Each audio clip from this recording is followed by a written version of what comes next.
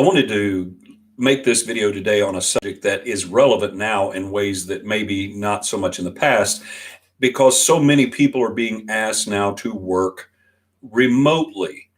And as a result of being asked to work remotely, it's important that you not leave the work out of working remotely.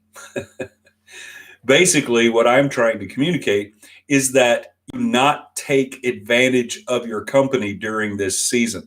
And one of the reasons for that is that for many companies who have not quite made the move to remote working or have done it on a small scale, this is kind of a litmus test of whether they have the ability, whether it's viable. It's sort of a proof of concept. And so it's important that if you've been asked to work remotely, that you not see this time as an extended spring break or an added group of vacation days with pay. It's important that you make sure that you follow some best practices so that you can actually maintain your productivity to whatever level is possible as you work remotely. We are in a health crisis now, but there is an economic crisis, almost like a tsunami that's building. And we're going to be dealing with that economic element from a business standpoint long after the health crisis has subsided. And so it's important that we recognize in this time where we're being asked to do things that are uncomfortable and they're not things we're used to. I mean, normally, hey, this is a Friday that I'm doing this, and we would normally be getting excited about the weekend.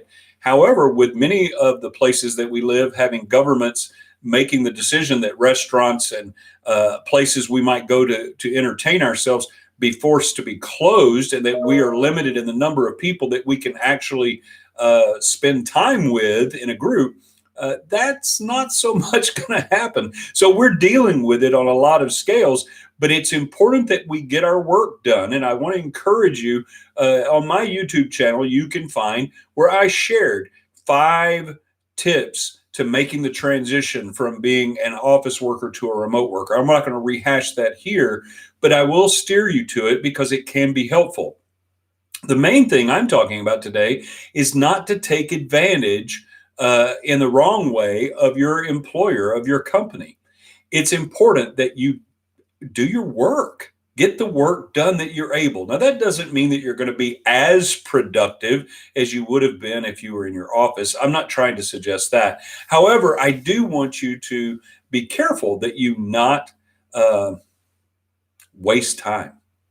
Don't excuse yourself from getting your work done. On the other side of this crisis, companies are going to look at the viability of remote working. Even though this is a trend that's been building for 5 to 10 years, not everyone has made the move. Now we've had a crisis that has forced companies to make this move, and they're going to evaluate it on the other side. So if having the privilege of working remotely in the future is something that you're interested in, be sure that you're as productive as you can be right now. Don't leave the work out of working remotely. Your companies, your organizations, your teams are going to notice, and it can affect how things go in the future. So we're in a time where we're being asked to do things that are out of the norm. They're uncomfortable. You're adjusting. Your company's adjusting. But don't forget, you're working remotely. Be sure you set aside time. Make sure you're getting the things done that need to be done. Stay connected, stay visible, and be productive, as at least to what extent you can, working remotely. It will get easier. It will become more effective as you get into a routine.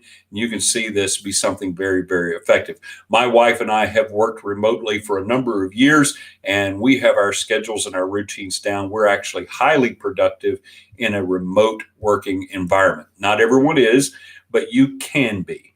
So I just thought I would share that thought with you today. Be sure, it's just a caution, don't leave the work out of working remotely.